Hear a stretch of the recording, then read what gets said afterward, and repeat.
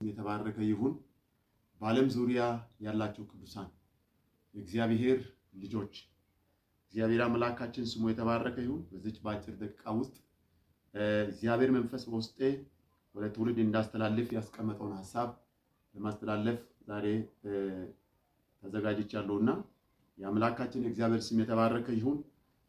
መልእክትን ከማስተላለፍ በፊት አንድ የእግዚአብሔርን ቃል አነባለሁ። ይህ የእግዚአብሔር ቃል ክፍል የሚገኘው ሉቃስ ወንጌል ምዕራፍ 21ኛው ላይ ቁጥር 34 ጀምሮ ይገኛል። እንግዲህ በገደብ የለሽ ሕይወት በመጠጥ ብዛትና ስለ ኑሮ በመጨነቅ ልባችሁ እንዳይዝልና ያ ቀን እንደ ወጥመድ ድንገት እንዳይደርስባችሁ ተጠንቀቁ። ይህ በመላው ምድር በሚኖሩት ሁሉ ላይ ይደርሳልና፣ ስለዚህ ከሚመጣው ሁሉ እንድታመልጡና በሰው ልጅ ፊት መቆም እንድትችሉ ሁል ጊዜ ተግታችሁ ጸልዩ ይላል። ይህንን ክፍል ጌታ ክርስቶስ የተናገረው ስለ መጨረሻው ዘመን ምልክቶች ሐዋርያቶች ወይም እሱን የሚከተሉ ደቀ መዛሙርቶች ኢየሱስን ከጠየቁ በኋላ ይህንን ክፍል ኢየሱስ ክርስቶስ ራሱ ተናገረ። ያለንበት ዘመን ምን አይነት ዘመን ነው ብለን ካልን ይህ ክፍል እንደሚናገረው አስጨናቂ ዘመን ነው። ድንገት ደግሞ ሳንጠብቅ ሳንዘጋጅ የጌታ ቀን ከመጣ ብዙዎቻችን በብዙ ፈተና ውስጥ እንዳንወድቅ ቀደም ብለን ልባችን አዘጋጅተን በከንቱ ነገር በዓለማዊ ነገር ሳንወድቅ ለጌታ ሐሳብና ፈቃድ እንድንገዛ ነው እና በዚህ ውስጥ ዛሬ ላስተላለፍ የፈለግኩት መልእክት ምንድን ነው? ስለ መጨረሻው ዘመን ጸሎት ነው። ክብር ለጌታ ለኢየሱስ ክርስቶስ ይሁን። ያለንበት ዘመን በብር ብዛት፣ በወርቅ ብዛት፣ በትምህርት ብዛት፣ በእውቀት ብዛት፣ በተለያየ ጥናት ማምለጥ የምንችልበት ዘመን አይደለም። ግን የሚጸልይ ሰው እንደሚያመልጥ መጽሐፍ ቅዱስ ይናገራል። ክብር ለጌታ ለኢየሱስ ክርስቶስ ይሁን እና ከምንጸልይባቸው ጸሎቶች መካከል አንደኛው ብርቱ ጸሎት ይላል። ትጋት የተሞላ ጸሎት ነው የምለው። ስለዚህ በምንጸልይበት ጊዜ በእግዚአብሔር ፊት በትጋት እንድንጸልይ ነው። በዚህ ክፍል ጌታ ኢየሱስ ክርስቶስ እንግዲህ በገደብ የለሽ ሕይወት በመጠጥ ብዛትና ስለ ኑሮ በመጨነቅ ልባችሁ እንዳይዝል ያ ቀን ይላል። ያ ቀን ምን አይነት ቀን ነው? እዚህ ጋር ኢየሱስ ያ ቀን ብሎ ያለው ራሱ እሱ የሚመለስበት የመጨረሻው ዘመን ነው እና ከመጨረሻው ዘመን መካከል ደግሞ ያ ቀን ብሎ ኢየሱስ የተናገረው የእሱ መምጫ የሚገለጥበትን ቀን ነው እና ያንን ቀን ለመጠበቅ ራሳችን አዘጋጅተን እንድንገኝ መጽሐፍ ቅዱስ ግልጽ ይናገራልና ምንድን ነው ያለው? ያ ቀን ድንገት እንዳይደርስባችሁ ወይም እንደ ወጥመድ እንዳይደርስባችሁ ተጠንቀቁ። ይህ በመላው ምድር ይላል። ተመልከቱ፣ በመላው ምድር በሚኖሩት ሁሉ ላይ ይደርሳልና ስለዚህ ከሚመጣው ሁሉ እንድታመልጡና በሰው ልጅ ፊት መቆም እንድትችሉ ይላል። በሰው ልጅ ማለት በዚህ ቦታ ላይ የሰው ልጅ ተብሎ ቃሉ የሚናገረው ራሱ ክርስቶስን ነው እና በሱ ፊት መቆም የሚችሉ ሰዎች ተግተው የሚጸልዩ ሰዎች ናቸው። የሚመጣው ዘመን ከባድ መከራ ዘመን፣ አስጨናቂ ዘመን እንደሆነ ነው። ያ ቀን ድንገት እንዳይመጣባችሁ ብሎ ኢየሱስ የተናገረው እንደ ወጥመድ በዓለም ሁሉ ላይ በሚቀመጡ ሰዎች ላይ ይደርሳል ብሎ የተናገረው ቃል አስጨናቂ ቀን ነውና አሁን ባልንበት ዘመን እንግዲህ ማድረግ አለብን ነገር ቢኖር ምንድን ነው? ስለ ጸሎት ማወቅ ነው። እንግዲህ ጸሎት በመሰረቱ ሁለት ነገሮችን ይዟል። አንደኛው ምንድን ነው ብለን ካልን ጸሎት ሁለት ነገሮችን እንደሚያደርግ መገንዘብ ያስፈልገናልና አንደኛው መጸለይ በመንፈሳዊ ዓለም የታቀደ የአጋንንት ስራ በገሃዱ ዓለም ላይ እንዳይፈጸም ያደርጋል ወይም እንዳይከናወን ያደርጋል። መጸለይ በጨለማው ዓለም የታቀደ በኢትዮጵያ ላይ የታቀደ በትውልድ የታቀደ በኑሯችን ላይ የታቀደ በጤናችን ላይ የታቀደ በአገልግሎታችን ላይ የታቀደ በቤተ ክርስቲያናችን ላይ የታቀደ በትዳራችን ላይ የታቀደ በጨለማው ዓለም ሲስተም የታቀደ ክፉ ዕቅድ በገሃዱ ዓለም ላይ እንዳይፈጸም የሚያደርገው ነገር ቢኖር መጸለይ ነው። በምንጸልይበት ጊዜ ነው ጠላትን ስራ የምናፈርሰው። ለዚህ ሐሳብ በቂ ማስረጃ ሉቃስ ወንጌል ምዕራፍ 22 ቁጥር 6 ላይ እና ማቴዎስ ወንጌል ምዕራፍ 26 11 ላይ ማግኘት ትችላላችሁ። እና ሁለተኛው ጸሎት ደግሞ የሚያደርገው ነገር ቢኖር ምንድን ነው? በእግዚአብሔር ዘንድ የታቀደ መልካም ነገር በሕይወታችን እንዲገለጥና እንዲፈጸም ያደርጋል። ክብር ለጌታ ለኢየሱስ ይሁን። እግዚአብሔር መልካም አስቦልሻል። እግዚአብሔር መልካም አስቦልያል። ያ መልካም ሐሳብ በሕይወታችን ላይ እንዲፈጸም የሚያደርግ ነገር ቢኖር ምንድን ነው?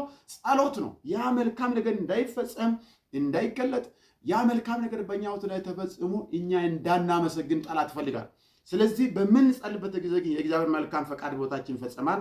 የታቀደ የጨለማው ዓለም ክፉ ሐሳብ ግን ከሕይወታችን ከዘመናችን ላይ ይሰበራል። በምንጸልይበት ደግሞ አንድ ትልቅ መልእክት ላስተላልፍ እፈልጋለሁ። ጸሎት ማለት እንግዲህ ዝም ብሎ አይደለም። አንደኛ የሚገርማችሁ ነገር ከልምድ ያለፈ ብርቱ ጸሎት መጸለይ አለብን።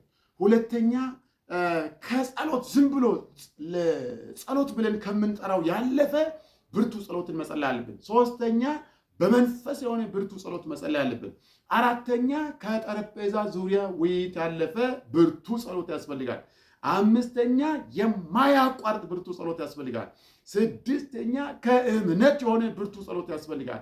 ሰባተኛ በአንድ ልብ የሆነ ብርቱ ጸሎት መጸለይ አለብን እና እነዚህ ጸሎትን መስመሮችን በማወቅ በማሰብ እግዚአብሔር በሰጠን ጊዜ ጠንክረን እንድንጸልይ በርተን እንድንጸልይ ያስፈልጋልና ክብር ለጌታ ለኢየሱስ ይሁን። አለመጸለይ ወደ ሰዎች ሕይወት የሚያመጣቸው ችግሮች በጣም ከፍ ያሉ ናቸውና ስለዚህ ሐዋርያቶችም ቢሆን ጌታ ኢየሱስ ክርስቶስም ቢሆን ከዚህ ከዘመኑ መጨረሻ ጦርነት፣ ከአመፃ፣ ከጨለማው አጋንንታዊ ተልእኮ ሁሉ እንድናመልጥ ያስቀመጡት ወሳኝ መልእክት ቢኖር ምንድነው? ብርቱ ጸሎት ነው።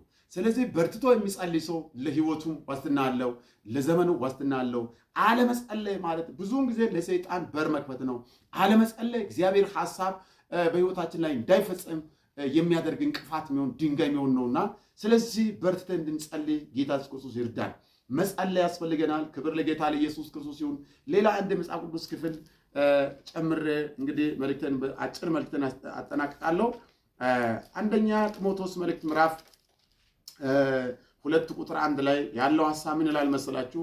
ይህን መልእክት በሌላ መልእክት ማስተላልፋለሁ፣ ዛሬም ደግሞ ማስተላለፍ ስለፈለኩ ነውና ክብር ለጌታ ለኢየሱስ ክርስቶስ ይሁን። እግዚአብሔር ቃል በዚህ ቦታ ላይ የሚናገረው አንድ ወሳኝ መልእክት ስላለ ነው ይህን ክፍል የማስተላልፈውና ክብር ለጌታ ለኢየሱስ ክርስቶስ ይሁን። ይህን መልእክት በተለያየ ቦታ ላይ ሆናችሁ የምትከታተሉ እንድትነቁና እግዚአብሔር ሐሳብ እንድታውቁ ፈልጌ ነው እና እዛ ክፍል ላይ እንደዚህ ብሎ ይናገራል። እንግዲህ ከሁሉ አስቀድሞ ልመናና ጸሎት፣ ምልጃና ምስጋና ለሰዎች ሁሉ ለነገስታትና ለባለስልጣናት ሁሉ እንዲደረግ አሳስባለሁ። ይህም በእውነተኛ መንፈሳዊ ሕይወትና በቅድስና ሁሉ በሰላምና በጸጥታ እንድኖር ነው። ክብር ለጌታ ለኢየሱስ ይሁን። ይህ በእግዚአብሔር በአዳኛችን ፊት ደስ የሚያሰኝ ነው። እርሱ ሰዎች ሁሉ እንዲድኑና እውነትን ወደ ማወቅ እንዲደርሱ ይፈልጋል ይላል። ይኸው አያስገርማችሁም? እግዚአብሔር አምላካችን ስሙ ይባረክ። እንግዲህ ከሁሉ አስቀድሞ ልመናና ጸሎት ይላል። ስለ ሰዎች ሁሉ፣ ስለ ነገስታት፣ ስለ ባለስልጣኖች እንዲደረጉ ከኛ ይጠበቃልና ይሄ ክፍል የሚናገረው አሁን ባለንበት ዘመን እንኳን ለባለስልጣናት እንድንጸልይ ነው፣ ለሰዎች ሁሉ እንድንጸልይ ነው። ለይተን አይደለም፣ ለሁሉ እንድንጸልይ ይህ ክፍል ይናገራል። ይህ ደግሞ እግዚአብሔር አምላካችን የሚደሰትበት ትልቅ ደስታን የሚሰጥ ለእግዚአብሔር ልብ የሚያሳርፍ የጸሎት መንገድ ይባላል እና ይህም በእውነተኛ መንፈሳዊ ሕይወትና በቅድስና ይላል። ተመልከቱ፣ እዚህ ጋር አንድ ነገር ልቤ ላይ ይመጣል። ምንድነው? በእውነተኛ መንፈሳዊ ሕይወትና በቅድስና ሁሉ በሰላምና በጸጥታ እንድንኖር ነው። 4 ነገር እዚህ ጋር ጳውሎስ ጠቅሷል። አንደኛው የእውነተኛ መንፈሳዊነት፣ ሁለተኛ ቅድስና፣ ሶስተኛ በሰላምና በጸጥታ ይላል። ቀጥሎ ደግሞ በሰላምና በጸጥታ እንድንኖር ይላል። ይሄ ነገር ከአማኞች የሚጠበቅ ወይ ለአማኞች የሚያስፈልግ ወሳኝ ጉዳይ ነው። ሰላም ያስፈልገናል፣ ጸጥታ ያስፈልገናል፣ እውነተኛ መንፈሳዊነት ያስፈልገናል፣ ቅድስና ያስፈልገናል። ጸጥታ፣ ቅድስና፣ እውነተኛ መንፈሳዊነት፣ ሰላም፣ እነዚህ ነገሮች ለእኛ ያስፈልጋሉ። አለመጸለይ ግን ሕይወታችን ወደ ሌላ ችግር ውስጥ ይከታልና እነዚህ ነገሮችን ለማሟላት አንድ አማኝ በሕይወቱ ላይ መጸለይ አለበት። እግዚአብሔር አምላክ ሀሳቡ ደግሞ ሰው ሁሉ እንድድን ነው። ክብር ለጌታ ለኢየሱስ ይሁን። ያለንበት መጨረሻው ዘመን ብዙ ሰዎችን ሰይጣን ወደ ሲኦል እያጋዘ ያለበት ዘመን ነው። ሰዎች መዳን አለባቸው። ወጣቱ መዳን አለበት። በጥፋት ከተማ ላይ ያሉ ሰዎች መዳን አለባቸው። በጨለማ ስርዓት ውስጥ ያሉ ሰዎች መዳን አለባቸው። ምናልባት የአንድ ሰው ጸሎት ምን ለውጥ ያመጣል ብለህ ምናልባት ንቀ የራስን ጸሎት ጊዜ እንዳታቆም ወንድሜ ይቴ እግዚአብሔር አምላክ የአንድ ሰው ጸሎት ይሰማል። የአንድ ሰው ጸሎት ሰምቶ እግዚአብሔር አምላክ ዓለምን መቀየር ይችላል። በእምነት መጸለይ ያስፈልጋል እንጂ እግዚአብሔር አምላክ ጸሎታችን አይንቅም።